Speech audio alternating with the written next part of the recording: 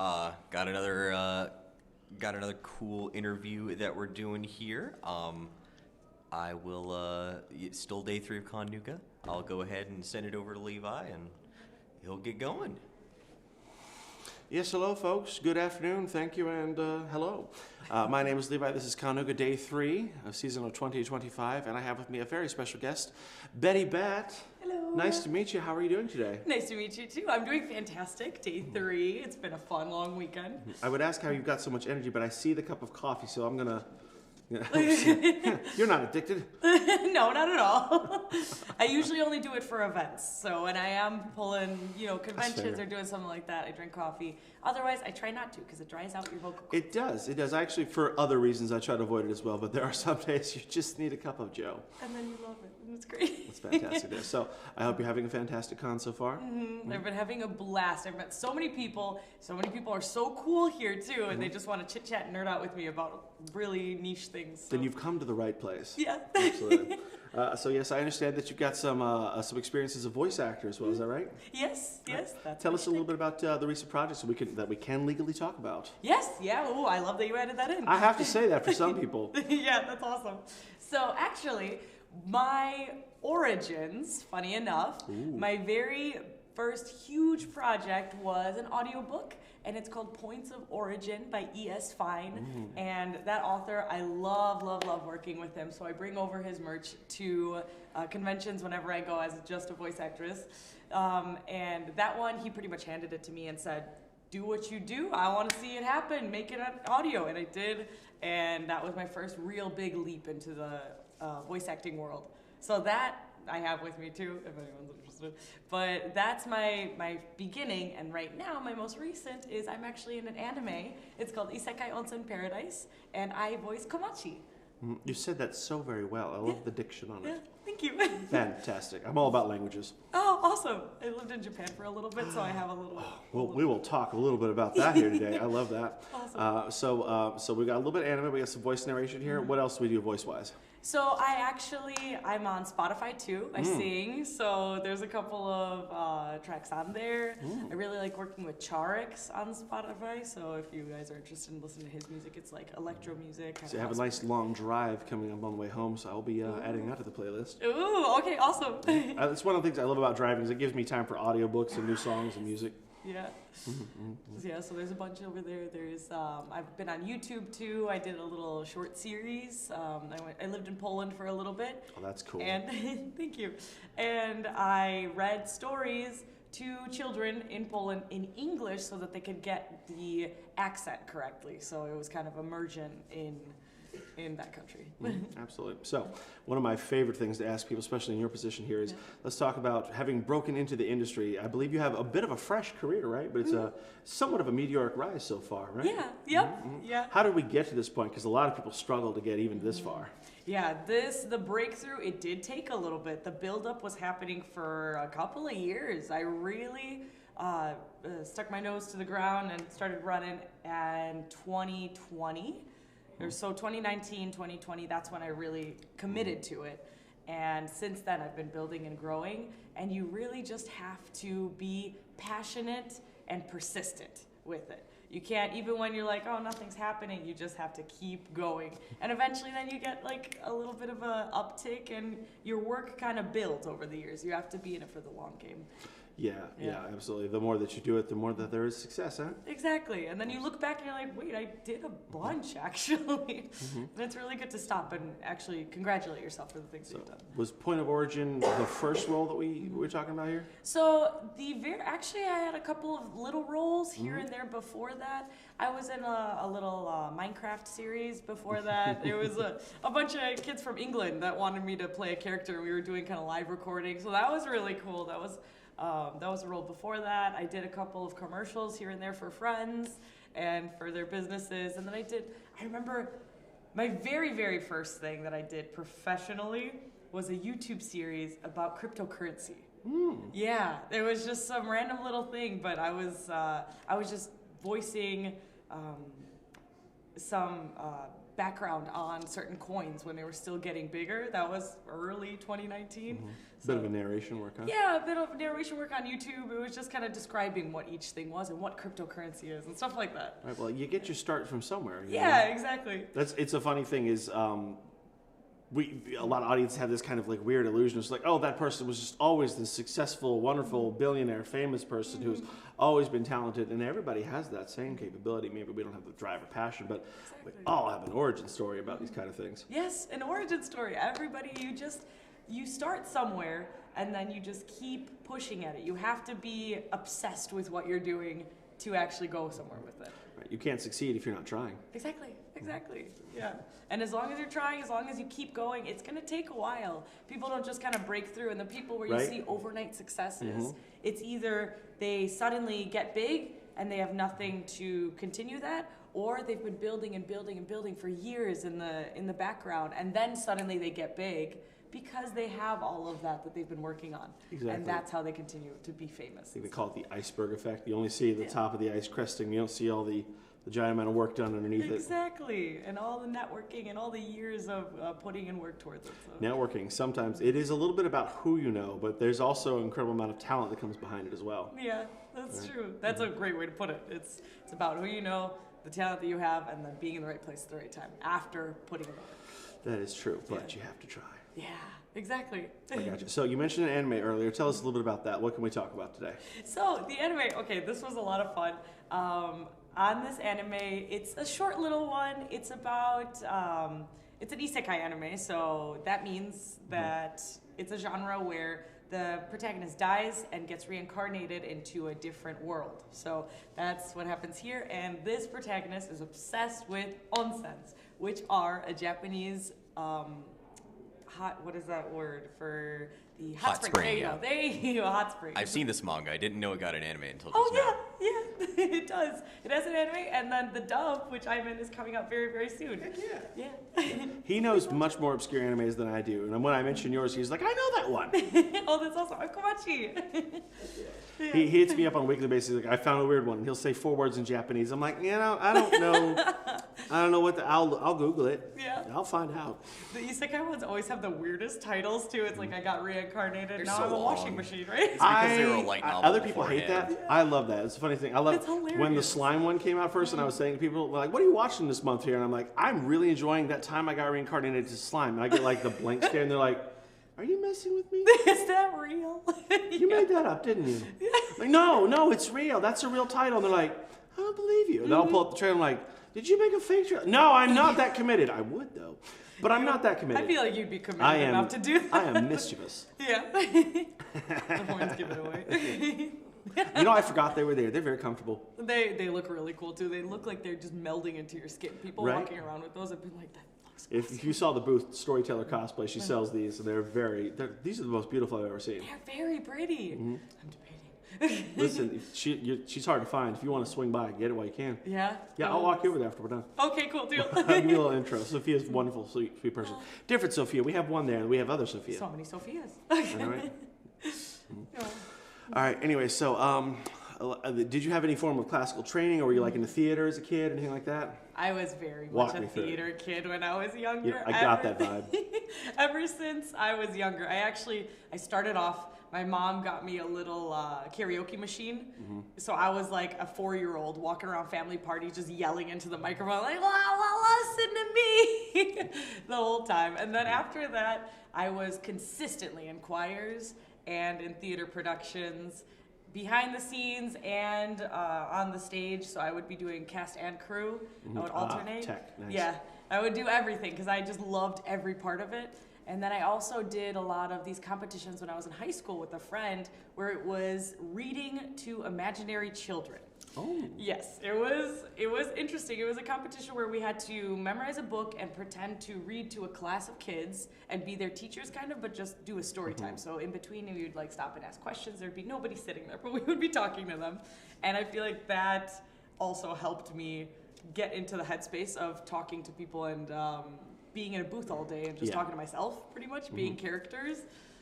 And when I was younger, me and my cousin would pretend to be our favorite characters in movies too. So this all kind of translated into me really, really loving voice acting. One of the things I love about this is the things that you all have in common. Yeah. Is like there are certain threads, like what you said. There's like, you're just putting on your own little productions just for fun. Not that anybody else watched it or even got to enjoy it, but you practiced and it was something you were passionate about. And there's threads, and it's funny to find the things that you all do have in common and where it diverges too. And I'm like, what a unique little take on this or that. Yeah. But that one in particular is one that comes up a lot. Which one? The like your own little version of theater as a child there. Yeah. I pretty much could quote every Disney movie I'd ever watched as a kid, like the whole thing, and I'd be every character. Oh my goodness, me too. Every scene. All of like them. The instruments So even. I'm saying the things come. Tarzan ruined my house because like I'm out there like playing drums on things. Oh my gosh, yeah, the my trash parents in are like, the would you can. stop? You're like, no, I'm like, I got a shooby-dop, all right, leave me alone. What do you want? That was my favorite in Tarzan. I loved that. Listen, we need to thank Phil Collins every day for how unnecessarily hard he went on that soundtrack. Yes. Oh my goodness. Bless him. Mm-hmm. My dad's obsessed with Phil Collins, and That's the correct answer. Yeah, it's the correct answer. Little known fact, he was a one-time bongo player for Ringo Starr. Wow, I didn't know that. That's the funniest story, actually. That's so cool. It's I can't remember who actually told this tale, but the really quick, brief version of it was there was an emergency kind of situation. The guy they had for bongos was gone, and one director guy knew. Like, I know a guy. He's like 5 miles from here, and he calls Phil Collins like, "Hey, like Ringo Starr needs a guy to play bongos." Like, go! Throwing Get things out in the there. air. This was like way back early in the day, kind of thing, like way before any form of fame out there. So there's a track with him like that, and he's playing bongos for a song. I don't know which one it was. And then Phil Collins, years later, who now is a famous person, runs into Ringo. And he asked, he's like, "Hey man, I never got to hear that track. Like, did it come out good?" He goes, "Yeah, no, it was pretty good. Yeah." He says, "Did you have a recording of it?" "Yeah, sure. Give me a day." Ringo hired somebody to do that track again, but played the bongos poorly. No way! That is like, 100% something he would do. Yeah, he's like, "Here's that track for you." And he goes back home. He's like, "Yeah, I can't wait to hear it." Oh no. Oh my god! He braked him and said that you did. He just absolutely shattered him. And he came back to him. He was like, "Please never play that in front of anyone ever again." He's like, I'm kidding. Here's the real one." He goes, "Oh my god! I thought I was insane." That's awesome. It's completely real. And I'm like, what a prankster. Yeah, that's amazing. That's another thing I love. I love finding out very unusual stories that Yeah. are not prolifically known, like that one. That is fantastic. I could tell tales like that all day, but this interview is more about you and not my dumb stories. No, I love that. I'm really glad that you threw that in because now I'm leaving with something. He hired a guy to play badly on the bongos. Just to mess with him. Just to mess with him. Right? Yeah. Like it was like a 10-year difference between like when those two moments happened. Wow, and he never heard the track after? For some reason or another, it never came up. Really? I was some kind of a filler practice one, like to give like an example. Oh, I see. Like a demo track kind of thing. So it never saw the light of day. Oh. And I'm just like, you evil. That's so evil. But I would so do good. that. I would do that. Oh, wow. Yeah, I could see that. Yeah, I know, and I'm mischief personified. Yeah. All right, so we were talking about history, background of theater there. So there had to be a transition between the idea of high school and college. Did we do acting school? Did we end up with an agent? Like, where do we go with this here? So what I ended up doing is I actually went into college thinking I want to be a psychologist.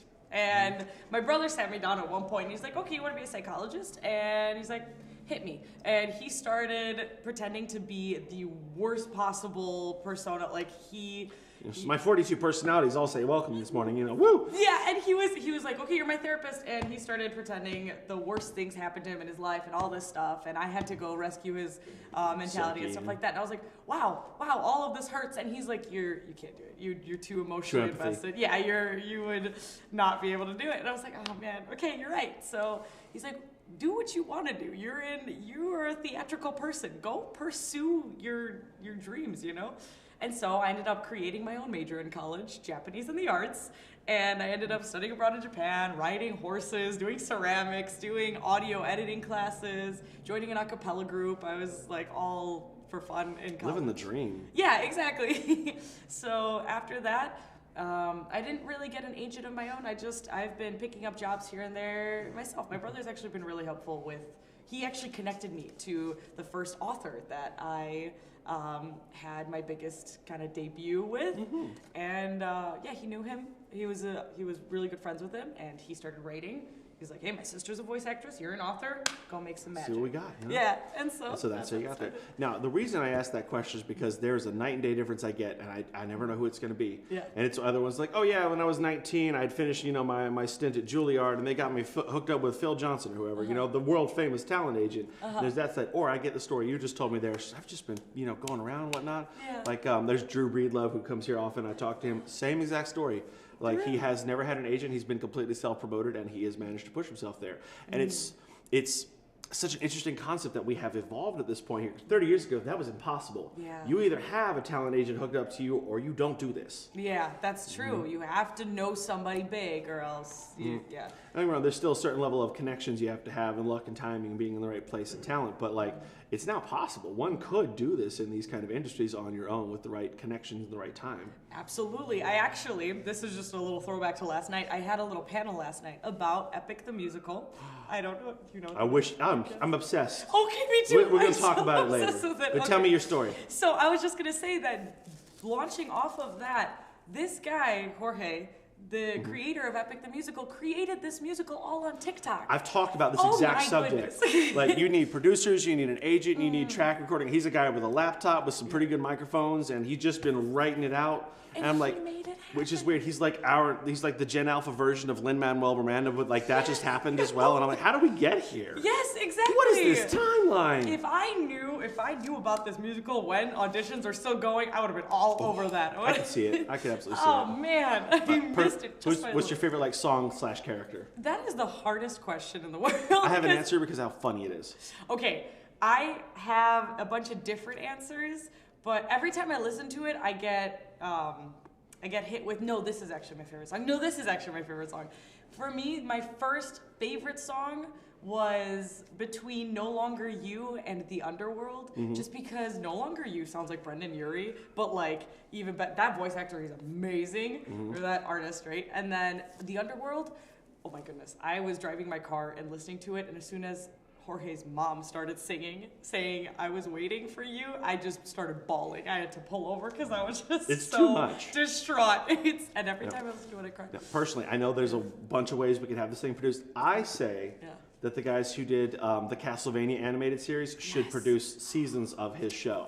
But does that not just perfectly match what it should be? That's beautiful. That studio would be so perfect. So perfect. By the way, Castlevania, that is oh my goodness, the acting in it is Listen, so hot take, good. Dracula didn't go far enough. I would have done worse. Ooh, oh my goodness. Morally gray? Yes. Yeah, yes.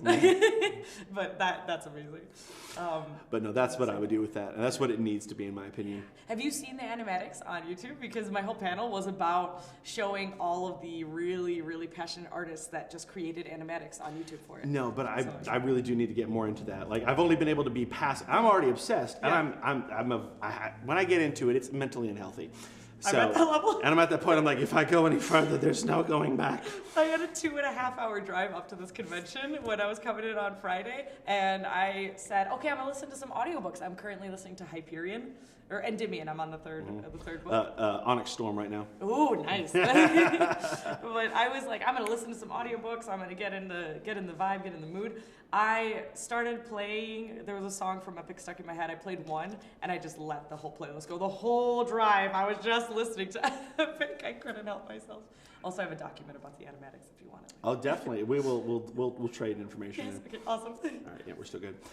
Oh, goodness. So obviously, this is the right field for you for so many reasons. Clearly, I can see that you love this and you're passionate about it. You're obviously also a deep nerd. Yes. Yeah, I can tell. You're barely holding it together. I am. I'm struggling right now. Don't get me started on Pokemon. Oh my. Yeah. Oh my. No, but you're in the right place. You're in the right environment there, and I can tell you are having a fantastic time. Yeah. So, is there anything on the horizon that we can legally talk about that is coming that you'd like to tell us about or explain or advertise? Legally talk about? There's nothing that I can just. But something exists, huh?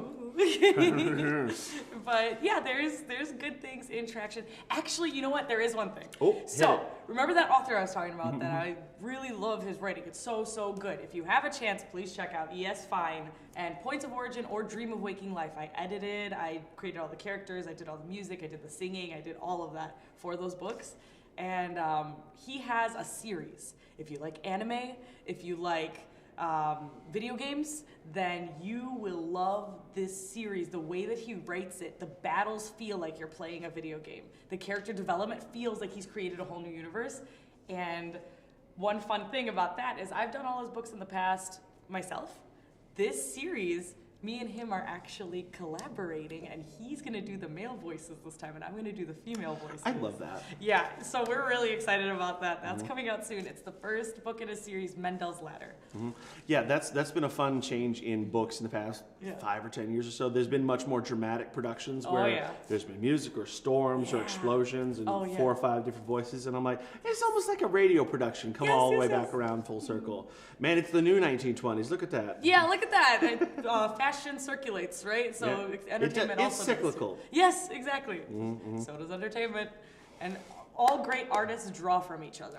This is true. Right? One of those things I've limited myself because I don't want to ever get stuck in a box. They say theoretically there's like 44 possibilities of an ending of any type of story out there. Really? And I have barred myself from ever looking them up because I don't want to box my brain. They may be right. They may be 100% factual. I don't want to know. Oh no! I know, isn't that wild? Oh, now I'm gonna want to know, but not know at the same time. Right?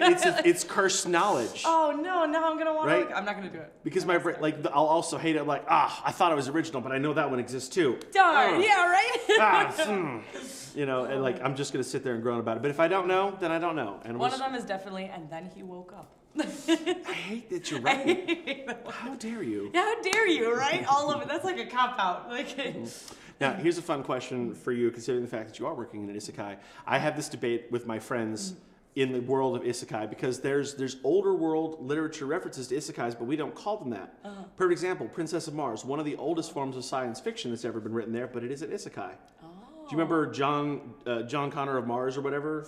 No. John something. You know what I'm talking about? No. It's the guy who played Gambit in that one X-Men movie there. It's an 1800s story. It's an actual novel where this guy... It's late 1800s. He finds some device that basically makes a copy of his body on Mars, and so like his original one's here, and now he's like, it's the Princess of Mars, the actual original book, and like the gravity's different there. Nobody knew anything properly about science. Like there's oxygen there, and he's stronger because he's built differently on Earth or whatever. Right? It's a thing, and it's an actual old one there. But I love to talk about like isekais in history because that's not just the only one. You can absolutely make a claim that the tales of Thor and like, you know, the other worlds are definitely an isekai because he comes from another realm. Yeah. You know, but then you can also make, depending on your exact interpretation, some of them talk about him being reborn through Yggdrasil, and others don't. So like there's a thin line there. But the most cursed knowledge I have on the subject there is what I consider possibly the oldest known isekai. And this one's gonna mess people up. It's Jesus.